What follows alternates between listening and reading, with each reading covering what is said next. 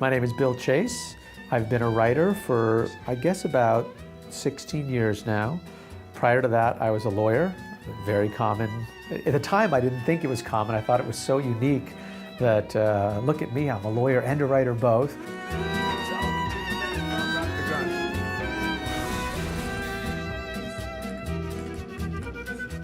I was a criminal defense lawyer, public defender, we call them in the United States, representing indigent people, so I had all kinds of cool stories. I tend to write a lot of law shows, not exclusively, but I write on a number of law shows, a lot of procedural shows. Don't be stupid, lady! Excuse me, it's Detective. I'm a little type A, and I practice all the time with this thing.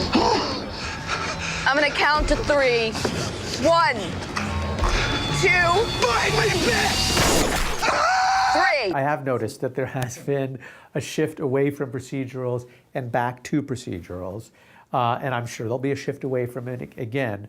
The one thing that I have learned is that everything is cyclical. When there's a lull, for example, on procedurals, I'm thinking about procedurals because I know it's always going to come back. It's also not so cut and dry. There's different kinds of procedurals. I'm working on, Dick Wolf is the guy who created Law & Order, created this huge empire. And I'm working on a Dick Wolf show right now about prosecutors. It's going to be on in the States after the first of the year. It's called Chicago Justice. And that is as straight a procedural as you can get. Some of the other procedurals focus more on humor, more on character. And some procedurals are just focus on the murder, solve the murder, and move on to the next episode. I'm not saying one's better than the other, but there's just a divergence of what a procedural is. The host, the guest of honor, the birthday boy had to be forcibly removed by the police. I screwed up, it's what I do. CBS, that's all they want for the most part, are procedurals. That never changes. Fox doesn't really want procedurals. The other two networks, it does shift and change. And I have noticed, and it's fortunate for me, since as I mentioned, that my calling card is law shows, that for some reason there's lots of law shows right now.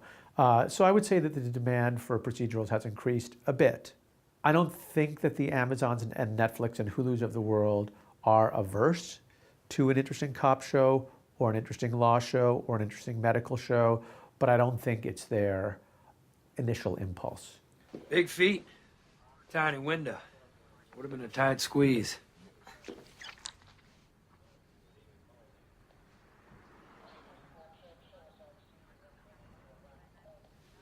These are yours, Sutton. What? Yep, you tracked him through the scene, damn it. First of all, I'm very bitter because I created a show about 10 years ago that got canceled, and actually Jeff Rake helped me run that show, with ratings that if it had been on today, it would have been the biggest hit on television. Ratings have really declined with network television, and they're lower. And cable's taking away from that. The whole idea of DVR and timeshare is taking away from that. For example, a lot of networks, or at least for sure Fox, they don't pay any attention to who, if the show's on a Thursday night at 9 o'clock, they're not paying attention to who watches the show on Thursday night at 9 o'clock. Now, they really focus much more on the DVR ratings. So they'll look at something called Live Plus 3, which is people who watch the show from Thursday at 9 up until the next 3 days. And as importantly, Live Plus 7, which are people who watch the show 7 days later. I don't know very many people who watch shows when they're on television. So that's another big shift in there. Whoa! You okay? Hey! You nearly hit us! Open your eyes. Pull your head out of your ass. Hold this, kid. Hey! Apologize. I'm not apologizing to you. Not to me, to him. Sorry. What I think the networks gamble for is a big hit show.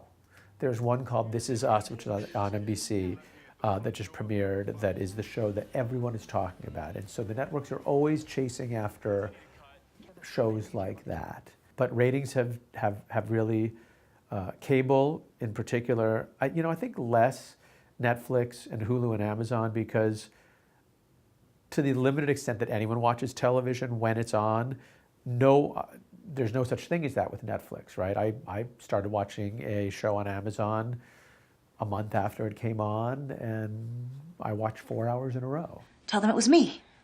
Are you out of your mind? No, listen to me. I am a victim of abuse.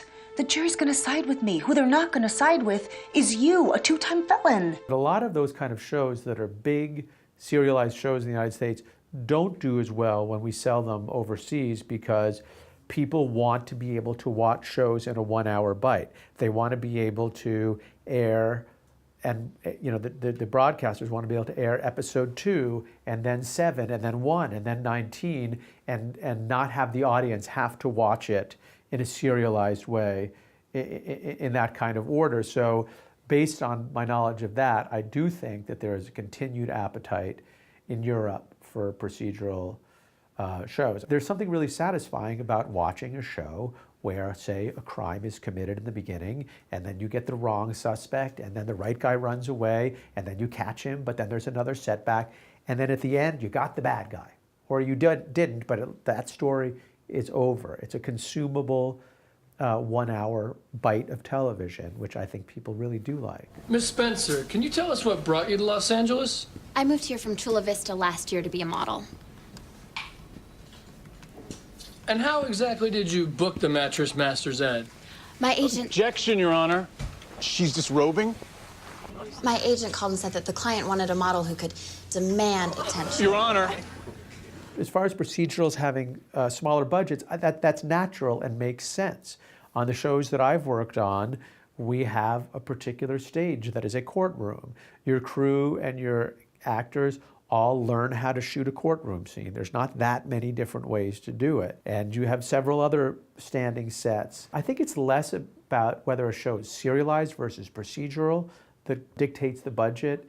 It's just the scope of it. There are certain shows that are just big shows with big set pieces and big action sequences, and that's what ends up costing a lot of money. But I think there's also a value. When I first started doing my show, Franklin and Bash, most shows are shot in 8 days, hour-long shows in the United States. Some of them now are even 9 days if they're complicated shows. We were a really low-budget show, and we were given 6.5 days to shoot an episode.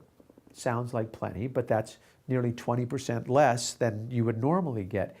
And you learn how to get lean and mean and get the scene, and you get directors who get it. Your crew ends up being more kind of focused. Do you pay a price in terms of how the show looks? Hopefully not, but maybe a little bit. So budgets are certainly a big deal, but I think a lot of these shows on cable, less so Amazon, because Amazon's got so much money, they can do whatever they want. But some of these other Hulu type shows and maybe Netflix type shows, I think they do have smaller budgets, and it forces them to focus what they do. I think probably to the good. Listen, Karen, never at a carnival. That memory's not real. They planted it in your mind. I need you to remember what's real. You can do it. I know you can. You're stronger than whatever they did to you. Come back. Come back to me. There was some study done in the United States where they asked lawyers maybe 5 or 10 years after they became lawyers, if you had it to do all over again, would you have been a lawyer? And some crazy whopping number like 85 or 90% said no.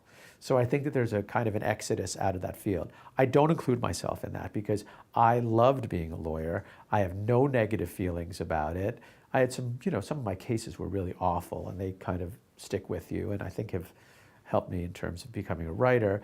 But that's part of it. And the other part of it, which we've mentioned as well, is there's just lots of law shows. I'm aware of not as much of cops who have become writers.